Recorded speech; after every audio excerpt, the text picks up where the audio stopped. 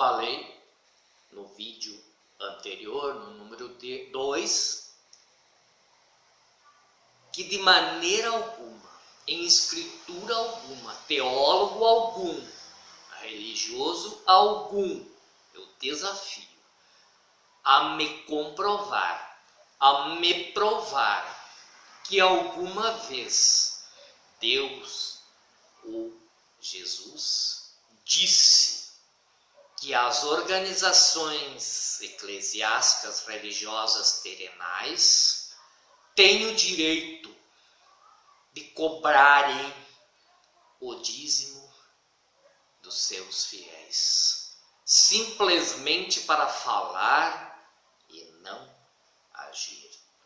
Macumunado com a Igreja Católica, como eram os imperadores, e que lá no fundo se arrependeram de ter dado alento para essa organização, porque criaram uma grande serpente de 7 cabeças, e aqueles que eram humilhados, pisoteados e perseguidos, foi-lhes dado poder, e fizeram pior do que os seus próprios algozes da época. Tanto reclamavam que eram perseguidos, que eram injuriados, que eram caluniados, e quando obtiveram o poder, quando deixaram de ser perseguidos e tornaram-se a religião oficial de Roma, fizeram pior, não tiveram a grandeza de espírito, a humildade de se colocarem no lugar dos outros. Não faça aos outros aquilo que não quer que eles te façam. Este é o grande mandamento.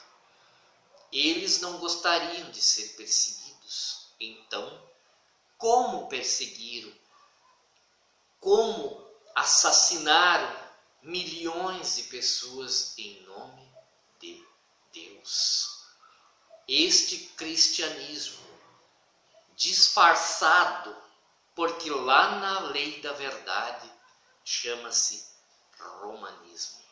E o imperador Carlos Magno, o imperador Franco, foi o grande beneficiador dessa organização, editando este édito e ordenando e abrindo portas para este imposto terrível, como se não bastasse nós trabalharmos a meia com a família real, sermos meieiros para garantir a grande farra desta família, que é o feudo o qual comanda a nação, e eles fazem a farra e jogam as migalhas de volta para nós, quando deveria de ser muito pelo contrário.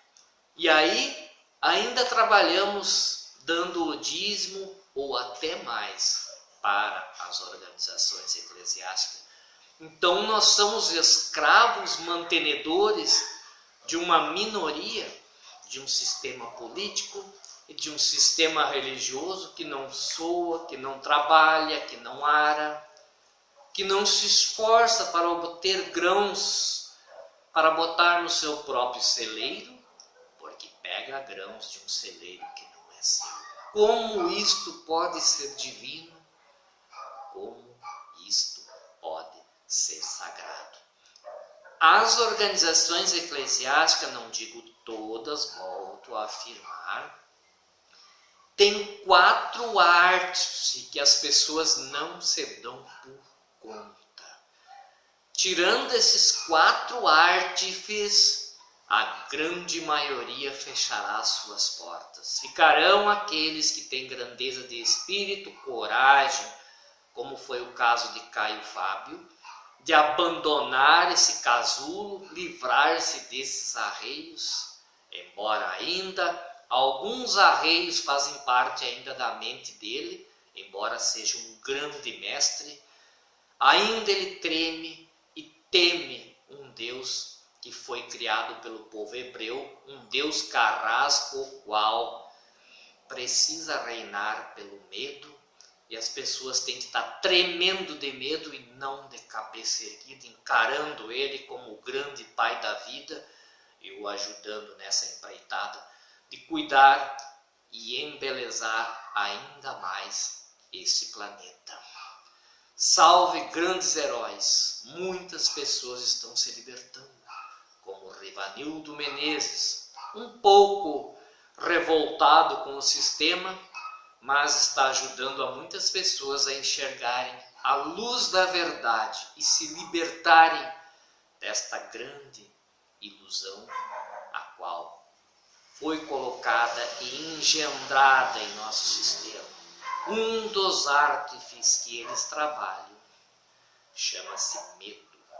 Psicologicamente, os dirigentes trabalham em cima do medo, que o devorador vai te prejudicar, vai prejudicar os teus filhos, vai fazer mal para a tua família, se você não for um dizimista, se você não está de joelho lá se quebrantando, se atirando, gritando, bradando, você é pego pelo medo e você torna-se submisso e não tem coragem de deixar o casulo.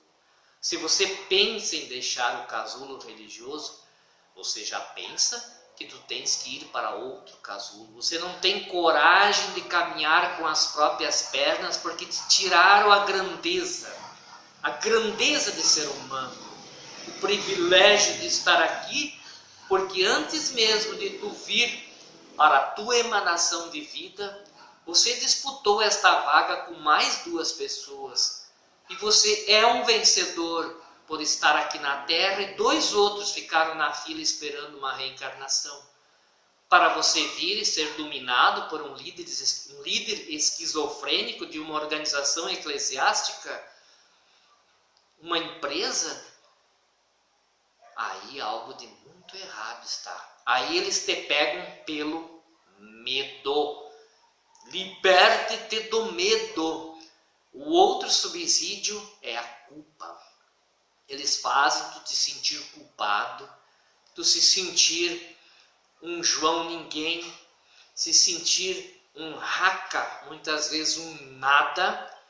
E aí você, se tiver 10 reais em teu bolso e está faltando um pedaço de carne para os teus filhos, você vai deixar os 10 reais no gasofilácio deles e irá deixar os teus filhos em necessidade. O outro subsídio é a ganância, o leilão, a barganha com Deus Mamão deles. Se eu dar o meu carro para a igreja, Deus me dará 3 automóveis ou me dará uma BMW. Isto é barganha. E eles fazem 1 ou 2 dar certo, para dar o seu testemunha como a isca para os peixes pegarem. Se um dá certo, eles investem uma determinada quantidade de dinheiro, 10 morderão a isca. É assim que funciona. O Deus deles é um desocupado a serviço das religiões. Criou o mundo em 6 dias, descansou no 7º e não fez mais nada, porque tem que trabalhar para as religiões, para ver se eu pago dízimo, para dar um carro para quem dá 2, supostamente para ele, dando procurações para dirigentes religiosos receberem automóveis, porque Deus não precisa de automóvel, mas o Deus deles precisa. E o outro subsídio é o garoto propaganda chamado diabo, que é outra invenção da Igreja Católica. Não existe diabo, não existe inferno, foi criado para dar medo e submissão para as pessoas. Existem criaturas malignas que podem ser chamadas de diabos, que somos nós, mesmo quando realizamos coisas ruins, coisas nefastas e malévolas, somos diabos sim, mas não propriamente um ser mor criado antes de nós, e nem uma fornalha de fogo ardente. Que pai é esse? Que Deus é esse, ególatra, que precisa queimar, torturar os seus próprios filhos? Pergunte para um irmão religioso, para um ser fanático, Deus e o diabo são os maiores inimigos. Ele vai dizer que sim. E se eu não me comportar. Nesta vida Deus me castiga, sim. E vai me jogar no inferno, sim. E o diabo vai cumprir a pena. Então ele é o feitor de Deus, ele é o amigo de Deus. Como que o maior inimigo de Deus vai cumprir a pena para Deus? Ele teria que me receber com festa. Então ele é o feitor, porque o Senhor dos engenhos não castigava os escravos, era o feitor. Então, por que o diabo tem que sempre baixar, falar e se manifestar dentro de igreja, que é a casa de Deus? Como é que ele consegue entrar lá? Não podia passar nem perto. A luz do lugar ofuscaria ele. Ele passaria muito mal. Por que ele tem que ir lá? Por que ele não se manifesta nos bailes, nas boates, na zona do meretrício? Que é o lugar que supostamente é um lugar de coisas exclusas, que abomina-se a Deus. Lá é o lugar dele. E não dentro da igreja. Mas ele precisa lá estar para o pastor ser poderoso e mostrar serviço, que ali expulsa o demônio, ali sim tem que dar o dízimo, porque você está protegido, você está garantido, um grande ser divino que ali é invocado te protege. E ali você vai a tua grandeza e a tua responsabilidade e a tua vida de um aprendizado que você veio aqui na terra e jogou ralo abaixo e vai lamentar muito. 3 sugestões para ser usado no dízimo. A primeira, que haja uma intervenção nesses casulos religiosos imediatamente. Incite-se as pessoas a dar o dízimo religiosamente, mas para que a gente possa ter um plano de saúde viável. Para não mendigar um exame, um atendimento médico, uma internação hospitalar em um país desorganizado e rico, mas desorganizado, que não cuida dos seus filhos, mas sim do bolso de uma pequena minoria. Quando eu precisar de um atendimento médico, eu terei. Seria uma parte, o dízimo sendo utilizado para a nossa saúde e não para a saúde de uma organização rica e de um pastor excêntrico para comprar fazendas, automóveis importados e aviões. A segunda parte, que o dízimo seja utilizado para ajudar as pessoas necessitadas, ajudar aqueles que precisam, que necessitam verdadeiramente, saciar a fome dos que têm fome, saciar a sede dos que têm sede, vestir aqueles que estão nus. Este é o verdadeiro propósito do dízimo. Dê teu dízimo para ti mesmo, seria a segunda sugestão. Cada mês tu deposite na marra o dízimo para ti mesmo. Quando tu chegares na tua velhice, você vai ver que você vai ter um bom montante que poderá comprar uma casa, um automóvel ou até um tratamento de saúde. Porque tem organizações eclesiásticas que têm hospitais particulares para pessoas ricas, como é o caso da Igreja Universal do Reino que não é de Deus. Tem hospital para ricos e poderosos que podem pagar. Mas aquele dizimista que mantém a organização vai ter que enfrentar uma fila do SUS.